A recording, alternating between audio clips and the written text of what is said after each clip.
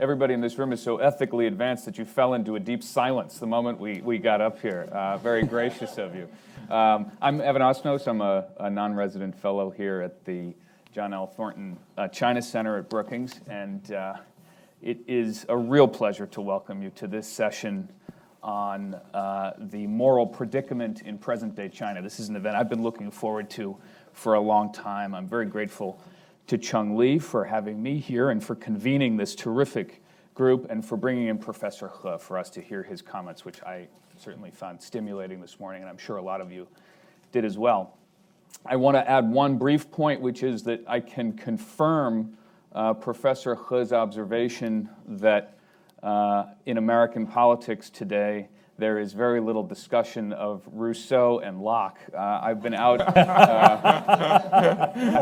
recently interviewing presidential candidates, and I'm here to volunteer if we want to have a follow-up session on the moral predicament in America. We might have a pretty good conversation about that too.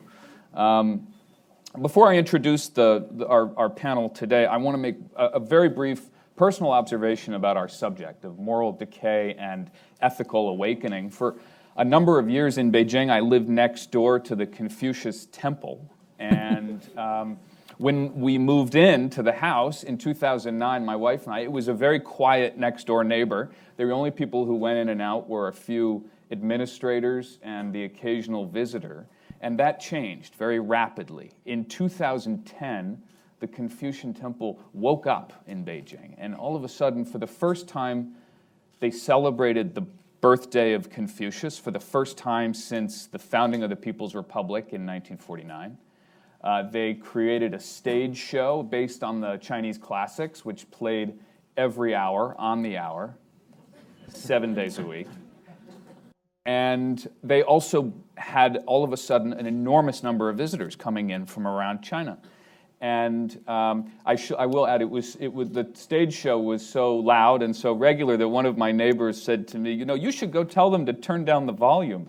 And I said, why me? And he said, because you're a foreigner and they'll listen to you. I don't think I want to be known as the foreigner who asked China's most important philosopher to keep it down a little bit. The reason I mention this is that I do think it reflects something very interesting that's going on in China, which is at the same moment you have a genuine, authentic, deeply felt appetite for a reconstituted moral conversation, a moral discourse that feels to people as if it's been absent. And then at the same time, you also have a top-down directed effort to control this process. The political authorities are very aware of this pursuit of a moral conversation, and they want to try to keep it within the boundaries that they feel comfortable with. And that combination of things, I think, sets us up for an interesting conversation today. Where is it going? Well, we've got three people with us who can help us decode this moment and map out where it's likely to lead us from different disciplines. I'll begin to my left is Minxin Pei. He's the Tom and Margot Pritchker Professor of Government at Claremont McKenna College, where he also directs the Keck Center for International and Strategic Studies. Minxin specializes in democratization in developing countries, economic reform, and governance in China.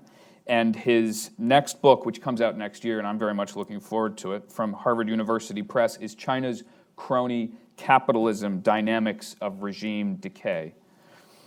Yunxiang Yan is professor of anthropology and director of the Center for Chinese Studies at UCLA. Anybody who's read my work knows that I make frequent reference to Yunxiang's work, and he has been really one of the foremost chroniclers of the intimate moral experience in China, the family, how it's changing, kinship, and, of course, the experience of being an individual in a globalized world. And he is now at work on a book on individualization and moral changes in post-Mao China, so very much on point with our discussion. And, of course, Dali Yang, who is the William Claude Rivas Professor of Political Science at the University of Chicago. He's also the founding faculty director of the University of Chicago Center in Beijing. And Dali, over the years, has looked at a number of very interesting elements of the state-society relationship. His current projects include studies of social regulation, environmental governance, and the role of institutions and trust, and he'll be telling us more about that today. But Minxin, I'd love if you would start us off. The floor is yours. Thank you, Evan. I also want to thank my good friend and esteemed colleague, Li Chen, for inviting me here. It's been 6 years since I left this town, so it's always good to be back. As someone who has just written a book on regime decay, I would concur with any suggestion that the Chinese Communist Party is undergoing through a process of institutional decay, but I would differ with my colleague, Professor He, on whether China actually is experiencing moral decay. This is a very important topic, but it's also a very difficult empirical subject to study, because how do you measure moral decay with any plausible or convincing numbers? So I will first talk about, I want to challenge the conventional wisdom that China is or has experienced moral decay, because there are signs that Chinese society is probably going through what I might call an incipient phase of moral rebirth. So why do we, so what evidence do I have to show that this might be the case? Because the essence of ethical choice is freedom, is choice of moral morality. Because so if you want to measure whether a society is doing the right thing, the first premise is whether the society has been given a choice to do the right thing. So when you look at how Chinese society responds to opportunities of choice, of course you can see negative manifestations of abnormal behavior or behavior we would not endorse.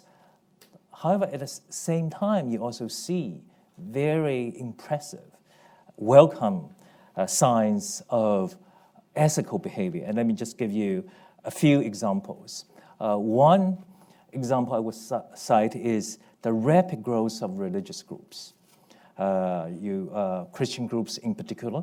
And we see also now a connection between religious groups and lawyers who defend human rights, citizenship rights. I just had a meeting with a friend from China, and one of the things he told me is that all those lawyers, if you bother to check their religious affiliations, are all Christians.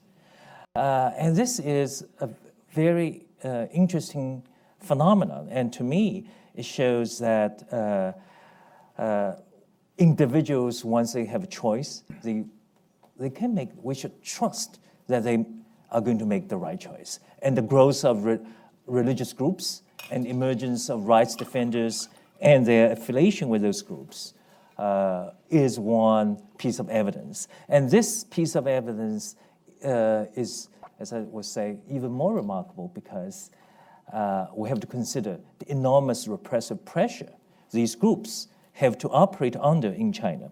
And the second piece of evidence is the growth of charitable donations and organizations in China. I looked at the number. I have not been able to verify this, but this is from Professor Yan Zhonghuang, a colleague, and I trust his Dali's students. I trust that he must have checked out his numbers. And he said as of 2012, total amount of charitable donations in China exceeded $13 billion. That's a big number. I calculate by that year probably it's about 0.2% of GDP. This came from nowhere. China used to have zero. So over that period of, say, let's say, the last 35 years since reform began, from 0 to 0.2% of GDP is a huge progress. So if you believe that this number says something about social morality or social ethics, I would say we are doing pretty well. Or China is doing pretty well. Not as good as the US. The US number is much, much bigger. The US probably is between 1% and 2%. But the US is always the leader on that front. And the third aspect, piece of evidence, is that the internet in recent years has really become a very powerful tool for both rallying social behaviors that we would consider manifestations of social ethics. But also, the internet has become a mechanism for enforcing ethical behavior. And I'll give you just few examples here. I have a friend, very well known in China, called Yunxiang Yan. Most of us know. He founded a charity. All through he has about 2 million followers on Weibo. He noticed that China has a lot of homeless people. In Beijing, beneath bridges, government would put nails to prevent them from sleeping on bridges. So he organized an effort to donate heavy coat to these people, to homeless people. And every year, he said he could collect 1 million. All through the internet, 1 million overcoat for homeless people in China. And there's another charity he talked to me about, which he was not part of, that organized free lunches for poor students in schools, because the government does not provide free lunches. And that charity has grown a great deal as well. And another example, again, associated with Yunxiang Yan, was a few years ago, he noticed a lot of children begging on streets. And he launched this citizen movement to ask people to take pictures of young kids begging on street corners and then send it to him, and he would distribute. And that alone saved about 3,000 young boys, mostly boys, who some of them were kidnapped, some were coerced into begging. So these are, I would say, these are the really uplifting examples of a society that probably is going through moral rebirth. And the last example, I would say that Chinese society has also shown an impressive ability to make its own choices on the issue of morality. And this, because in recent years, as Professor He said, the government has never tired of trying to manufacture morality or impose its own conception of morality. So 八荣八耻, this 8 glories, 8 shames, and 24 definitions or 24 elements of social morality. Most people cannot remember, right? But when you look at how Chinese society responds, they reject official imposition or official artificial manufactured morality, and they embrace their own. And I see this really as another sign that Chinese society has reached a level of maturity, moral maturity, that they can make their own choices. The second part of my talk is less optimistic, because I think that the biggest obstacle to moral rebirth in China is really the one-party system in China. Because the essence, as I said, of ethical behavior is choice, is freedom. You just cannot, it's impossible, I think historically, based on my very limited knowledge, you just cannot find ethical behavior thriving in a dictatorship or under tyranny. Just not. It does not simply, the two are incompatible. So the challenge for China is that how can genuine ethical moral standards or be improved, or ethical conduct be practiced in daily life in a system in which lies, distortion of facts are the rule. Just one thing, as Professor Xu said, when you have an official history, that if you bother to read it, probably 95% is lies. How can a society that seeks to achieve a higher level of moral standard really deal with this political structure. So, so I think as long as that system stays in place, it will be very, very hard. The last point I want to make is that, I think the rebirth of moral, social morality in China poses a real threat, political threat. One is that because in trying to really be truthful to yourself, you need truth. And the effort to see truth will undermine the party's, what I call the party's founding myths in China. The second one is that in order to practice social morality, you actually need civil society, as Professor He said. And organizing civil society is viewed as a political threat to the current political system in China. And that's why I think one of the saddest events that occurred in China in the last couple of years is the demolishing of crosses, churches in Zhejiang. At some point, I think the person who is responsible for this will have to be punished, either by God or by the anti-corruption authorities in China. And last one, I want to say that this is counterintuitive. I would say, even though the Communist Party has been decrying the moral collapse of China, I submit that the Communist Party would see a society with moral collapse as an asset. The party would welcome a society in which there are no morality, moral behavior, for the following reasons. Because in such a society, you're going to see, it's going to be a chaotic society. It will be a society governed by the law of the jungles. And in that kind of society, there will be more justification for iron-fisted rule. The second reason for that statement is that in that society, material needs, not spiritual needs, not sense of justice, would prevail. And that kind of society actually is easier to govern than a society that wants to have a clear answer on justice, on the issue of social justice and morality. And last point is that in this kind of society, any opposition can be bought, can be co-opted with material incentives. So this is a society, again, from a one-party perspective, probably is an asset. Moral collapse in that kind of society is an asset. So I leave you with a split picture. Is that on the one side, we are seeing signs of moral rebirth in a society that's becoming more independent, more mature, but at the same time, we have to be aware of the real political obstacles to a society in which moral rebirth actually is happening. Thank you. Thank you very much. Yunxiang, over Thank to you. Well, we have a lot of political scientists here, so I don't need to worry about the political side.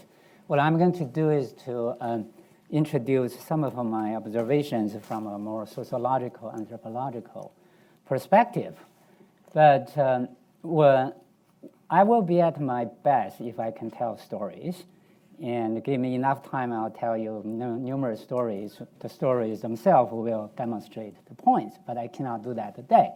So what I'm going to do is to elaborate the following 4 points.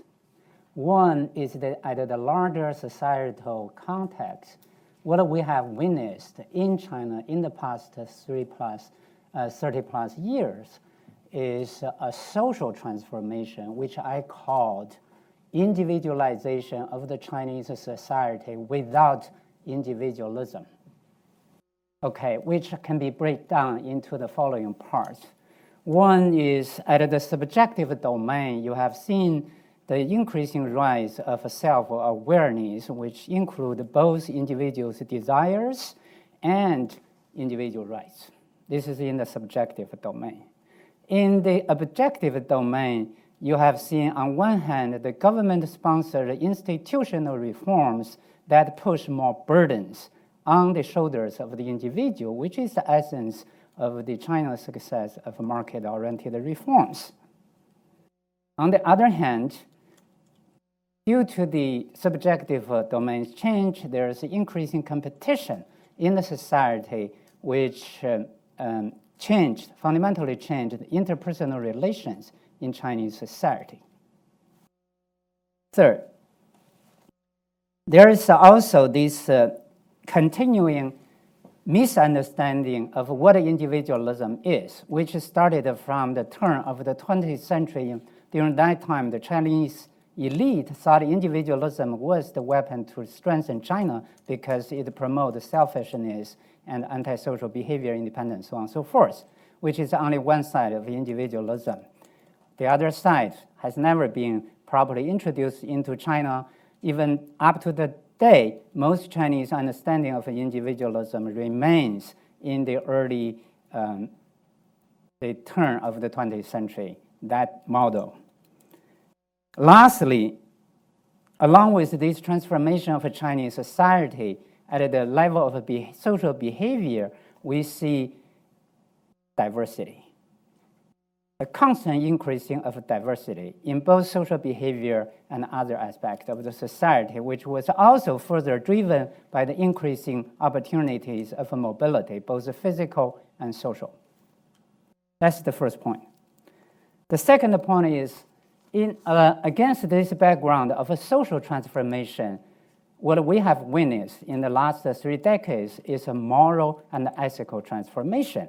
Here, I made a distinction between moral and ethical because, at least in my discipline, morality mostly refers to behavior level things, what we do.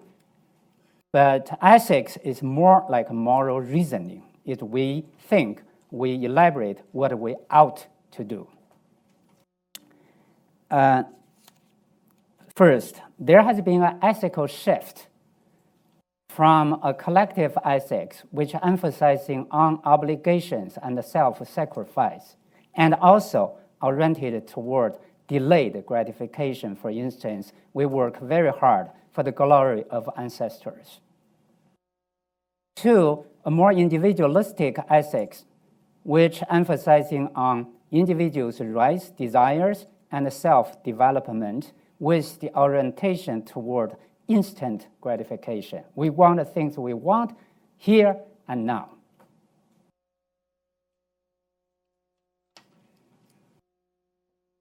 Beneath this ethical shift are 2 more conditions. One is China's unfinished task of the politics of emancipation, which has a long way to go and more complicated things to elaborate. But just to cut the long story short, although everybody knows it is important, it's desirable to have individual rights, but how to get there, especially how to get there at the same time to guarantee other people's equal rights, remains an unsolved issue. And another condition underneath this ethical shift is the rapid development of a consumerist ideology, which was in part encouraged by the Chinese government state ever since the late 1980s. So China has an unfinished task of emancipation politics and also a full-grown consumerist culture. So that's the second point. Third point, if we shift from ethics to morality, look at what happened in the past several decades. What I saw is a moral transformation instead of a moral decay, instead of moral rebirth. So I have to put myself somewhere different from both of the 2 people spoke before me. In this transformation, we can identify 3 domains of changes in moral behavior. One is what I call absolute immorality. Trust me, I did some empirical research. I published some things. One is about extortion of Good Samaritans. And another one is about food safety issues in China. The third one is a more general review of immorality in Chinese society, which is absolutely true, obvious, but mostly is eye-catching. That is also the base we call moral decay.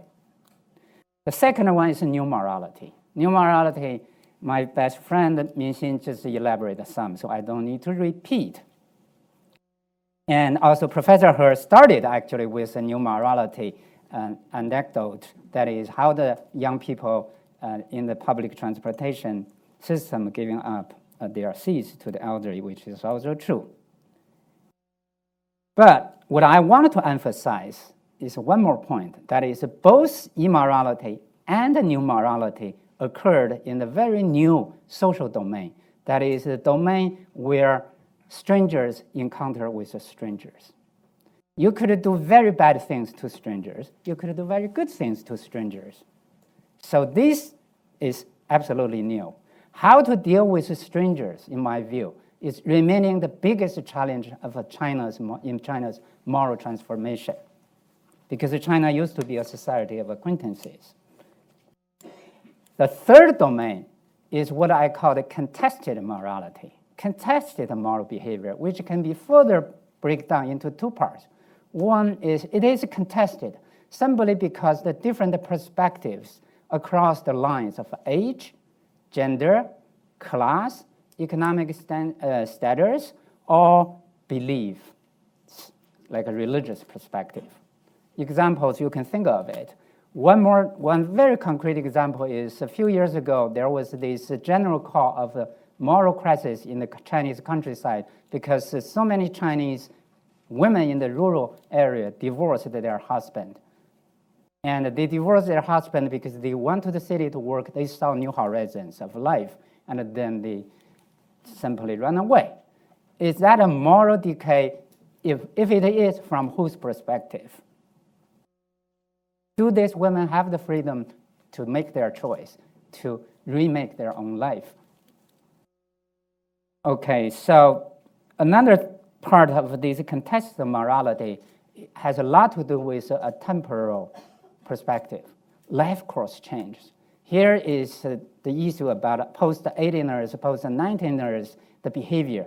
For instance, the post-18ers generation now, in the last 5 years, has picked up a lot of responsibilities, has changed their behavior, changed their views, so on and so forth. This is one thing. Another thing is that yesterday's immorality could be today's amoral neutral behavior and could well possibly be tomorrow's moral behavior. One thing, one sharp example in this is homosexuality in China. The last point I want to make is, given what I have said, what you can see is that in the Chinese moral landscape, diversity is, I still have 5 minutes, I only need 2. Diversity is the new thing, right? And that's why the contested morality sphere or domain is the most interesting part. However, in Chinese cultural system, there's has not been a ready available approach to embrace, not even to embrace, to deal with diversity. So far, nearly all the efforts of moral reforms stick with one wishful thinking. That is, we need to find the system that could create a new consensus, that could be our new moral authority. Everybody follow with that, which I would argue, under the condition of modernity, probably will be very difficult, if it is possible at all.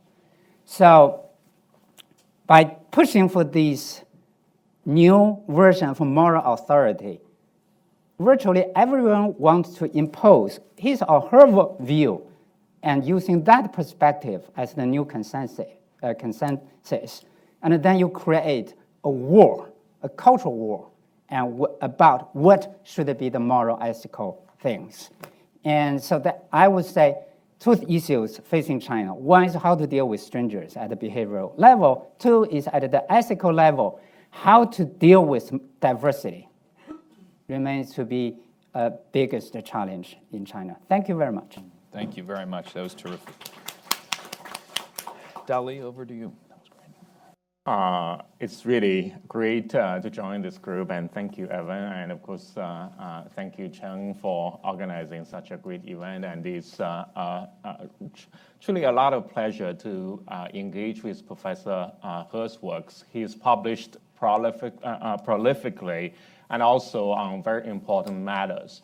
What I find especially instructive in many ways is the way that he engages both with what is in Chinese culture, in Chinese tradition, and also the way he reaches to the West in terms of both classical philosophies as well as modern philosophies.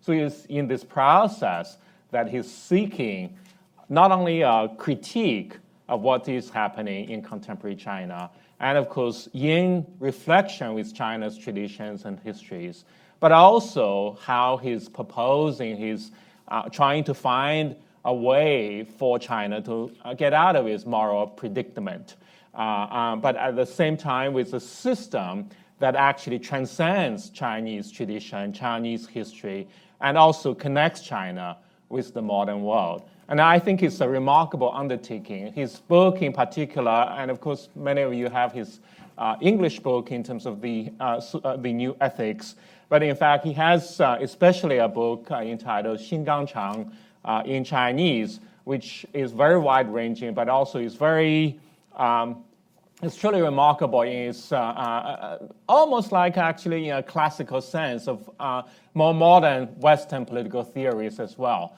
And I think actually this is a very unique opportunity in terms of his thinking, in thinking about the reconstruction of the Chinese moral order. But in many ways, it's not simply moral, it's also about the political and the social and so on.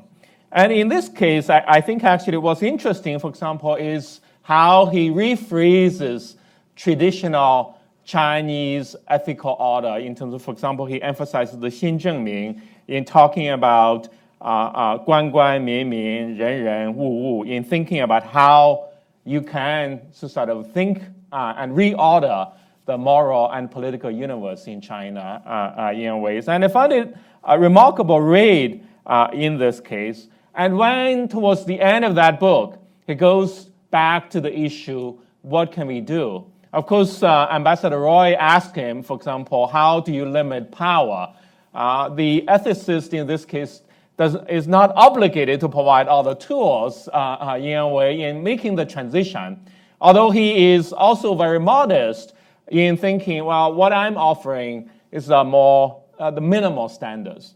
What are the minimal standards? Of course, in the conversation earlier, he was actually being prompted by the questions to speak about the differences, that in fact you may have a Chinese or American stomach, although the Chinese stomach is part of the American stomach too, I think actually in a way. But what is interesting is how he goes back to some basics in terms of the protection of life and property. And of course there, I find that what he's speaking about is actually not just connecting with Chinese traditions, but also connecting with what he was referring to, what the American presidents used to read.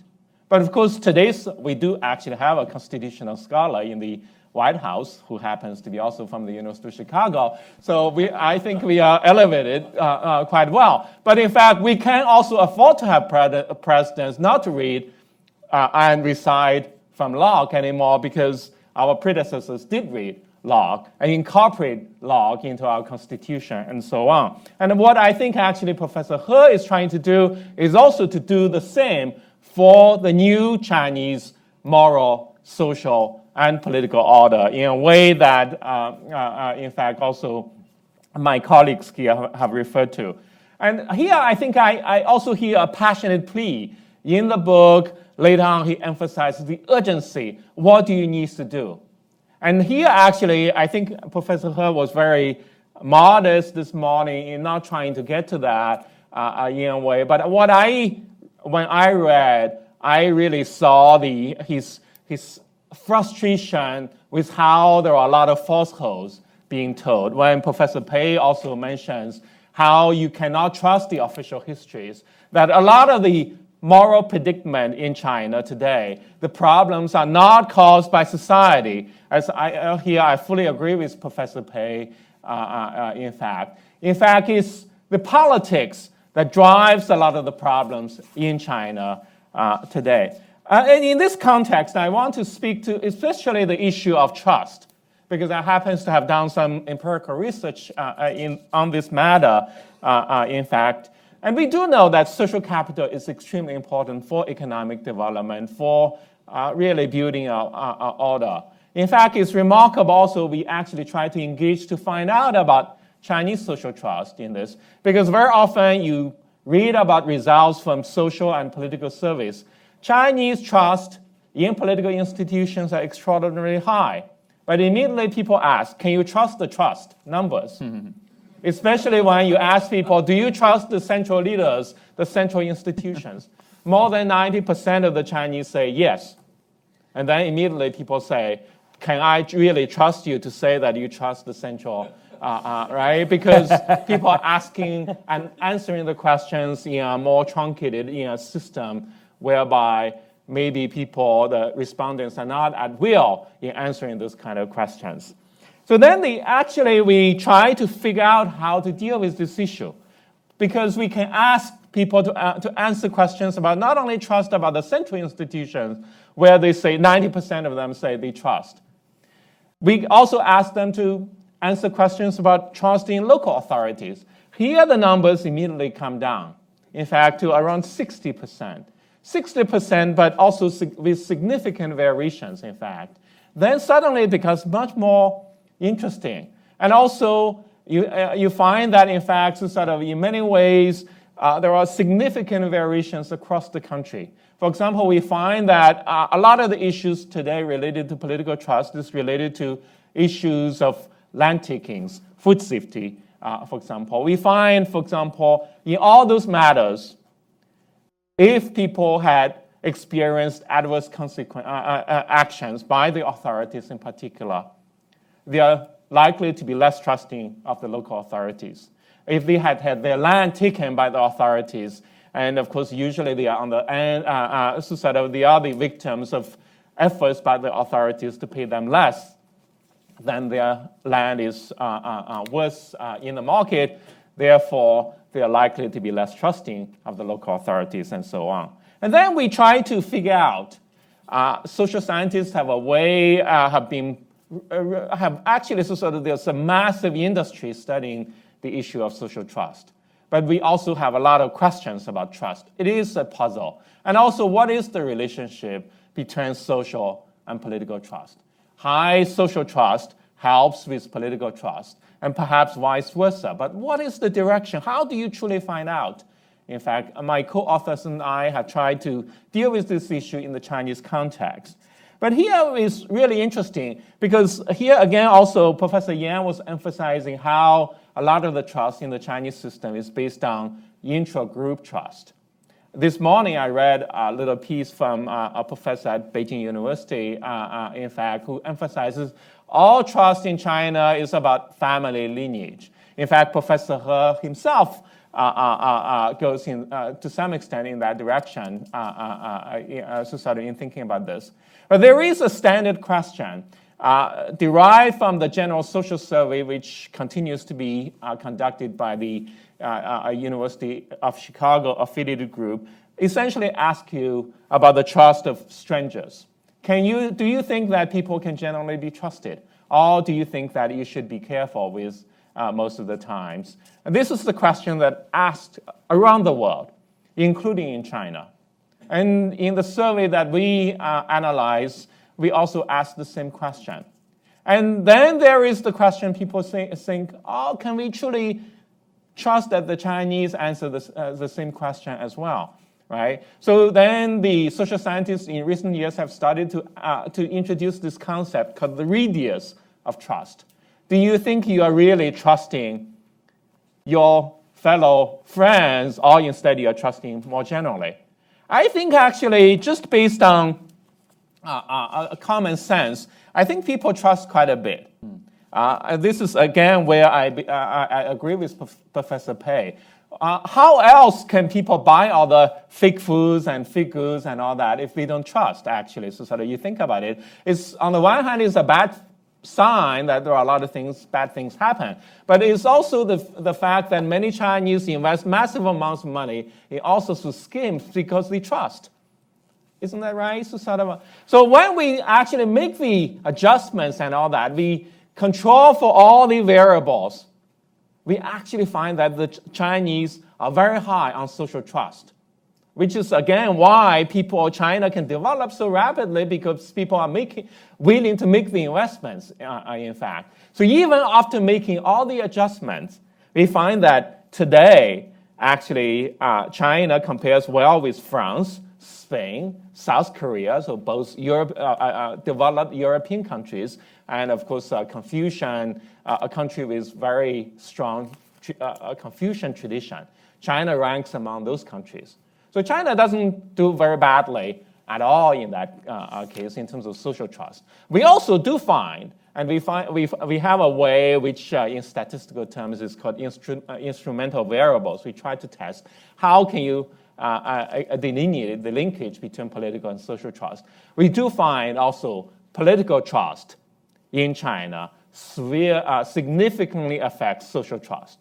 In other words, if China wants to rebuild, to sustain the level of high social trust, it really needs to build its politics. Here, in fact, remarkably, I find that I'm fully in agreement with Professor He in terms of his new ethics for China, in thinking about a lot of the challenges facing China would be the reconstruction of politics. If you can reorder the politics, in fact, that the system has to tell more truths to allow people to be more authentic, then in fact China already has very strong social conditions in that case. And here I think I'm a little less, I would be in disagreement with Professor Pei. He's a master in arguments. I think he may have deliberately set this out for me in some way, in the sense that he thinks that the CCP would probably even welcome moral decay. I think actually, I do think actually the CCP has a sense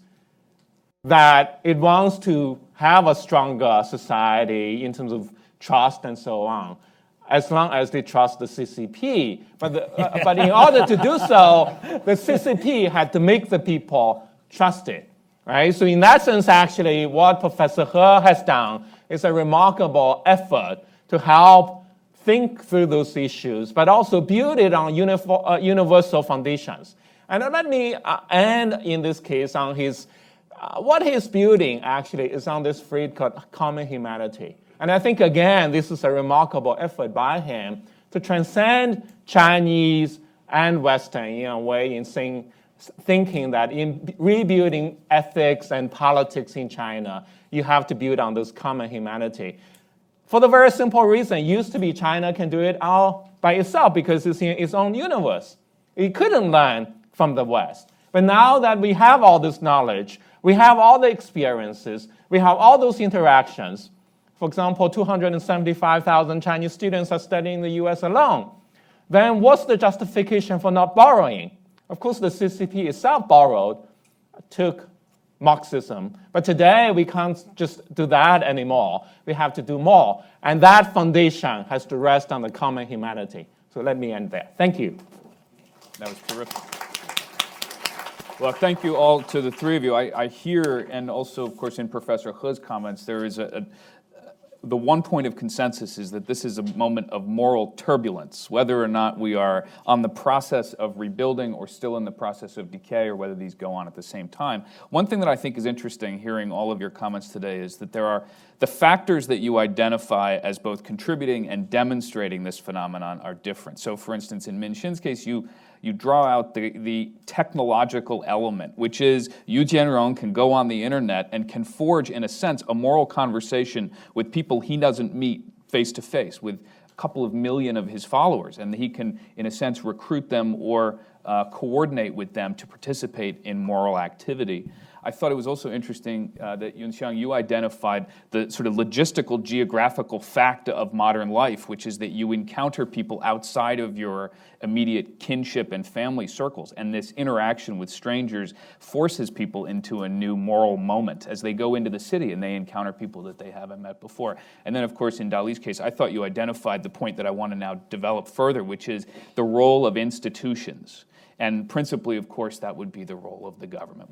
I think in many ways, we've circled around this subject of what is the potential role for the government in the moral life of China today and tomorrow. And if I could ask you, Dali, to just talk for a moment about whether you think fundamentally is the party today, the party state, let's say, in the position to be an impediment to a moral life in China, or is it in fact capable of being a catalyst for a more moral life? Well, that's a very broad question in many ways. I think it's an important question, although in this case, when you talk about institutions, we are not just talking about government institutions in many ways.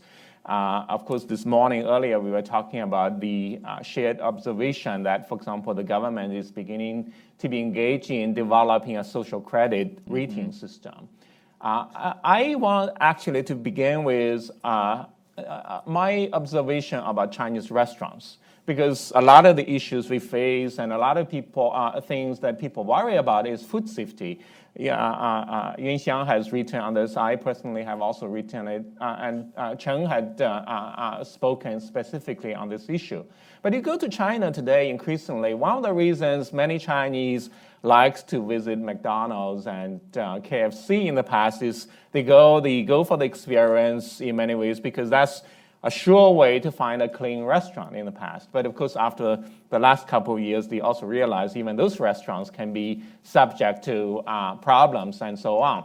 But what's remarkable in recent years is the development increasingly of restaurant chains. For example, there is a chain called Xibei Youmian, and so on. It's that actually the experience is remarkable. You have the server come to you practically swearing that they guarantee the quality of the food and so on. And that, in fact, they have also accused the kosher foods, the emergence of chains like that. So social institutions have a certain way to gradually develop.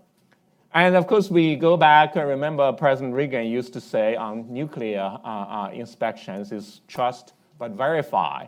What's interesting is online institutions, as they have developed, increasingly there are all sorts of ways through public comments and other things. Social individuals are being harnessed to provide opinions on restaurants, on those kind of, including goods and so on. So I think actually it's not simply a government aspect, it's actually social institutions. Let me end by also mentioning a phenomenon. We have at the University of Chicago Center is in the University District in Beijing, right outside of Renmin University, in fact, where usually there are a lot of people peddling to sell you fake, actually, university certificates or graduate, diplomas. Let me assure you, a diploma from Peking University is worth much less on the black market than one from an obscure college. Why is it so? Because over time, the Chinese government has developed online databases that you can search and verify the degree certificates. So if you come from a major university, easily that can be searched and verified, and therefore the value of a diploma or ID from Beijing University is not worth much anymore. Instead, it has to be an obscure institution that you can't search for it anymore, practically. And this is happening in many areas, and this goes back to what Minxin has done. And I think you can talk about a lot of those other things. Environmental institutions, again, they are verifiable. So increasingly, there are local authorities that are suspected of manipulating data. But then increasingly, the environmental data are released in real time so that you can't really manipulate it anymore. A lot of those things are beginning to happen. And therefore, I think actually in the process is actually the Chinese are heavily engaged socially and politically in rebuilding those kind of institutions. In a few minutes, we're going to turn to your questions, but before we do, Yunxiang, I wondered if you would help us think a little bit about an element in your work, which is the rural experience and also the urban experience, because sometimes it's easy for us to say, we can write off phenomena in China by saying, well, this may be going on in the city, but it's not going on in the countryside, or vice versa. Can you talk a little bit about what's going on these days? Are we seeing a merger of these two moral experiences, or do they remain, for practical and deeper reasons, do you have a separate experience if you're living in a county town versus if you're living in a big city? Well, if you are alluded to the general assumption that moral landscape in the countryside should be better, now my answer is a direct, straightforward no. It could be worse. It actually being worse in many places. If you think of food safety issues, who were the vendors and the producers of those fake, faulty, poisoned foods? Most of them are from the countryside, right? But they didn't do this in their own hometown. They didn't sell those to the people they knew. So it's not a matter of urban-rural divide. It's rather the divide between acquaintances with acquaintances or strangers to strangers. So I think that's the critical part of China's contested morality and moral transformation. Minxin, your book that's coming out on the subject of crony capitalism, Xi Jinping in some ways has done advanced publicity for you with his anti-corruption campaign by drawing attention to this. I quote him at the beginning of every chapter. Well, maybe you'll get a blurb from him on the back of the book. I want, if I can, I'll co-opt Ambassador Roy's question for a moment and ask what your research led you to at the end. Did you arrive at the conclusion that the system today is able to do the sort of self-corrective mechanisms that have been both so elusive in Chinese history and also would appear to be at the moment so difficult for the party to accept? Or is, in fact, the process that we're seeing now capable? Is it up to the task of putting China back onto a more stable moral and political footing? Well, the short answer is no, because the current campaign is a campaign from within the system. And over the last 35 years, the party has launched, I stopped counting, I don't know how many, but many, many campaigns. And these campaigns work for a brief period of time, but if you do not go after the underlying causes, decay, political decay or institutional decay comes back, multiplied, actually. So the real reason, because this is something I've been working on for 3 years. I looked at 260 cases involving multiple officials. We're talking about crony capitalism in the sense of corruption networks, not just individual conduct. And the conclusion I draw from this study is that when you have a group of political elites in control of enormous economic wealth, crony capitalism is the inevitable outcome if political power is not placed under institutional constraints. I want to stay with you for 1 second. Before we turn to the question, I just can't resist. I'm curious, the context for our conversation today is in some ways self-contained. Yeah. We're talking about China's internal dynamics. But I think it's worth asking the question about why those of us here abroad should actually care about China's internal moral conversation. And I say that I'll be provocative for a moment to say we look around the world and we see barbarism and tyranny and collapse in so many parts of the world. And in China there is stability of a certain kind. Certainly there is sustenance, there are the basic conditions of human life. Is this a conversation that in the end doesn't lead us to a relevant conclusion, or should we care about what's going on? I think we all care about China because we want China to do better, because China is important to us, to our lives, to the world. When you read yesterday's New York Times that China is burning 70% more coal, I think we all have to worry about the future of the planet. That's well, frankly, we cannot compare China with Syria, with Iraq. I think people in China will be extremely offended because they see themselves as future Americans. But what they are doing is not, what they're doing is much, much better than what they did on the Mall. But we worry that it's not enough. And we are connected. Their moral decisions affect us over here and vice versa. Let's open this up to questions. I would encourage you, please, to remember to ask a question, not make a statement, and to try to confine it to one question so that we get as many people in as possible. And we'll start right here with Mike in the fourth row. Mike Massetic, PBS Online NewsHour.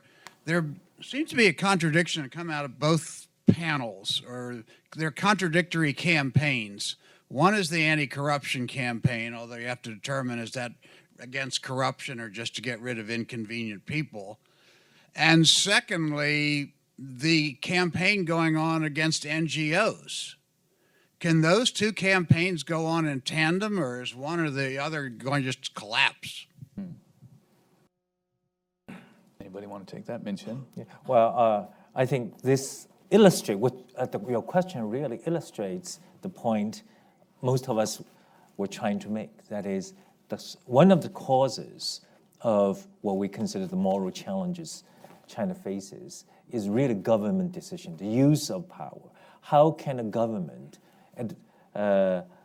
decrying moral decline at 1 minute, and then the next minute going after the sources of moral renewal in China? Well, I would not to say that in China there is a campaign against NGOs. You look at the universe of NGOs in China, for example, there are a lot of NGOs that the Chinese government is encouraging and working with, for example, in the area of environmental protection. But at the same time, there are certain NGOs that the government is heavily wary of and has cracked down.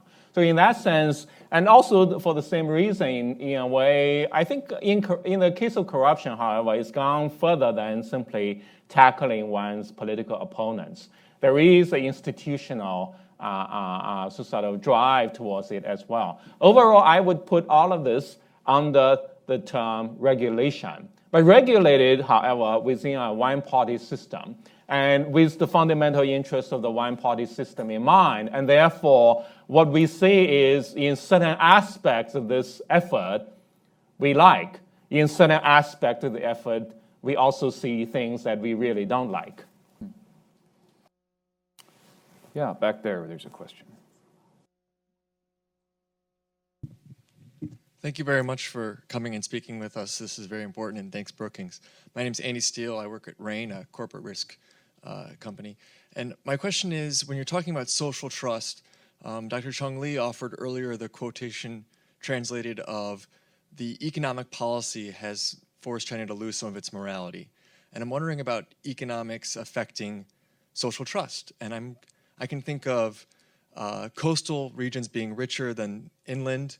China has the second most number of billionaires after the US. Even the hukou system, citizens in their own city might feel like they're disincentivized from using social programs like hospitals and schooling. So what aspects of economic policy do you think should be most quickly addressed to encourage social trust? Thank you. Well, let me speak to this issue since it especially relates to the article that I had co-authored. Let me actually begin by saying, however, that it's not necessarily true that the higher trust, the better. You don't want blind trust also. So one of the reasons developed societies do not have extraordinarily high trust is we also tend to have critical citizens who are skeptical, who are wary, and who really don't want, for example, strong power in the federal government and so on. And that actually is healthy as well. So you want a mixture of trust, but also a certain degree of skepticism and distrust as well in any society. So in that sense, therefore, the question is, what are the patterns in China? What we find is, in fact, in coastal regions, in fact, in China, trust tends to be a little lower. So you do find that in the less developed areas, trust is higher. So in that sense, actually, in certain cases, you want, on average, a decent level of trust. but you also don't want to have extraordinarily low levels of trust. We actually also find a very interesting phenomenon. Communist Party members tend to have lower trust. Actually, It's not strange at all. That's right. So I'm still trying to figure out what does it really mean. But overall, though, actually, it's sort of certainly you want to develop institutions. Used to be in the West, for example, one of the issues I have studied is blood safety. We used to emphasize how we want to encourage simply blood donations. In fact, the UK emphasized you should be simply blood donations is better than blood actually sort of offers with remuneration. But in the end, actually, the systems converged because you can't fully trust anybody anymore. Right? So in that sense, actually, you have to develop institutions. And I think modern societies today have to rely on regulation in many ways. But at the same time, you want people to have the sense of generosity and trust. And it's that healthy combination that matters. I'd like to follow your comments on this issue as well. That is, in addition to trust, that there's civility. So in a modern society, you need probably the appropriate level of trust, not too much, not too strong, not too weak, but also need civility to support it. Civility could be further break down into mutual respect, consideration, and tolerance. So but that's three factors you can see actually in the more developed coastal areas, there's a higher degree of civility. And the reverse is also true if you think about the inland. For instance, Shanghai, you have probably the highest civility, comparatively speaking, in Chinese cities. And then you have probably a higher degree of distrust, which could work toward a positive end as well. I think, yeah, there's a question right here on the third row. Yeah. Thank you. My name is Hannah Hindle. I'm at CSIS in the China Power Project. And one question that I've been thinking about throughout the talks today has been the government's appeal to young people in particular, a sort of top-down expectation of an ability to either influence or, I guess, impose a certain type of morality. Since 1963, we see campaigns every single year. March 5th comes around and we see 向雷锋学习, like we see the model emulation campaigns, right? He's dead, but he's not. And so what I would be interested to hear what the panel thinks of kind of what the success potential there is, in part for the government to actually have a real influence on the morality and the value systems of young people. And is there an ulterior motive there? And if so, what is it?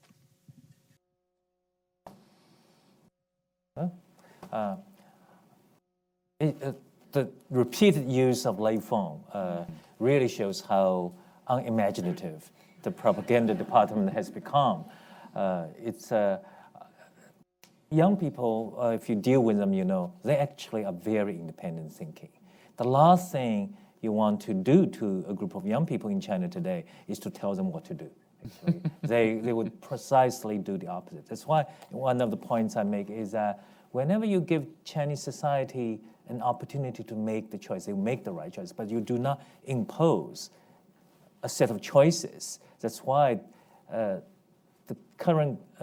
Chinese Communist Party has been very frustrated in its inability to foster or build new role models for the young generation. The only area that the party has been successful is not to build new models, but to fan nationalism. But that's a very different issue. Yeah.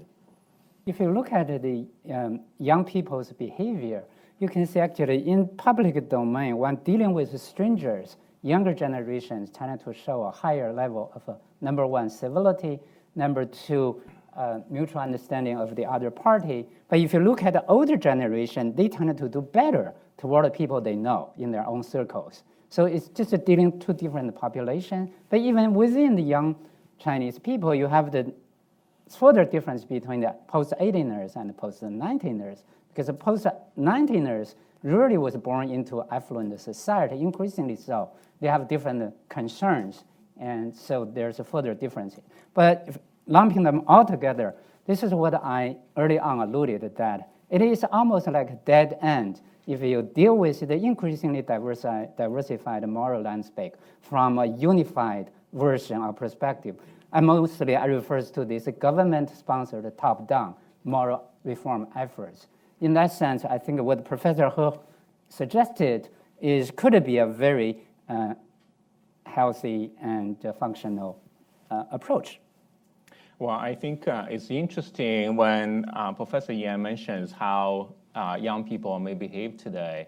Of course, this is a generation that have no brothers or sisters in the urban areas. So they have to reach out in some ways because they cannot go to their brothers and sisters anymore. They have already, I see the phenomenon of families broadening. You reach out to cousins and so on, much more. And then by extension, younger people tend to be more, in essence, more outgoing. I think actually you raise one of the most profound questions facing Chinese education today, because this is where you want to go online. And what you find is there are a lot of comments that are very challenging. Because just this morning I received actually, someone sent me a picture of the rules governing for pupils in China. And they are all critical of this, basically saying the Chinese ones tend to have things that are very abstract and lofty. For example, the first line, let me read it out. Love the motherland, love the people, love the Communist Party of China. And then all those circulated posts online then began to say, what are the Americans and others tell their kids to do, right? And there are a lot of comments about what happens to in American schools. I have kids who have gone through schools here, so sort of, and all that. And we know how they have to do their independent projects. They learn about the American Revolution. We are revolutionary. We started with the revolution and all that. But they learn it from the bottom of their heart in many ways. They go through this process. In China, the young pupils basically are told, you have to recite those correct results in order to pass the exams. And that's actually a significant difference. And one of the reasons many people send their kids abroad is because they are unhappy with the Chinese system in such a way. They want to have their kids, their only children, in many ways, to have an authentic educational experience. So therefore, I think actually this is where I'm much more hopeful as well, because we do have a new generation of people in China today who have access to information, who can think for themselves. And for the first time also, most of them are going at least have a high school education and more. In fact, 7.5 million people graduate from colleges each year today, more than 2 times as many as in the United States. So we have a remarkable generation of younger people who are going to be thinking differently, who have the information, and who can act differently as well in the future. And however frustrated we may be, as Professor He is, in fact, with some of the political developments, what's remarkable is time is remarkable in that they always usher in new generation. This new generation in China are young, but they also have all the information, and they are going to be more critical citizens. I think we have time just for 1 or 2 more questions in the way in the back there. I think we've got a question.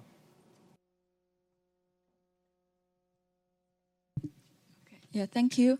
My name is Barbara from Fletcher School of Law Diplomacy, and my question is, how do scientists and social scientists and political science evaluate the increasing decay of the moral standard in China and an increasing the lack of social trust in China can be correlated to the increasing China's activity or tendency to challenge the current global order, and increasingly China's tendency to use a militarized measure to solve the either dispute in land and sea, and increasing China's tendency to set up the order to centering around themselves, and Yeah, that's and also how the domestic phenomenon of stranger meeting stranger can be adopted to evaluate the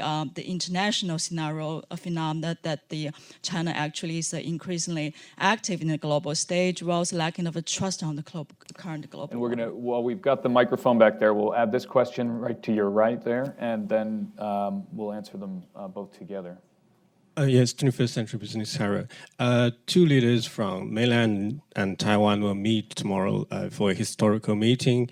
So I wonder just professors can share with us about the Moral the implications. similarity and differences across the strait in terms of political morality and political trust. Thanks. I thought I'm done with my previous life as a talking head, and I guess it's not. Do you see, actually, I am curious too about the question of whether you see any difference in the moral experience right now in China and on the mainland and in Taiwan, whether this bears into this. Well, I think if I have to make a very simple statement, Taiwan clearly is a society in which we would not use moral decay to characterize. Taiwan actually is a very well-functioning society. So, but whether that's going to be reflected in tomorrow's meeting, nobody knows. And does anybody want to address this question of whether there's an At analogy? least I think Taiwan is not launching an anti-corruption campaign. Yeah. Do you see Taiwan has any- an election campaign going on, but not an anti-corruption campaign. Yeah. And on the first question, do you see any analogy between what's going on in China's hard. I moral? think that's your the connection between internal morality and external militaristic behavior would have you. I think that's a PhD thesis. But we have the makings of another session someday on China's external moral behavior around the world. But before everybody leaves, please join me in thanking our panelists for a really stimulating.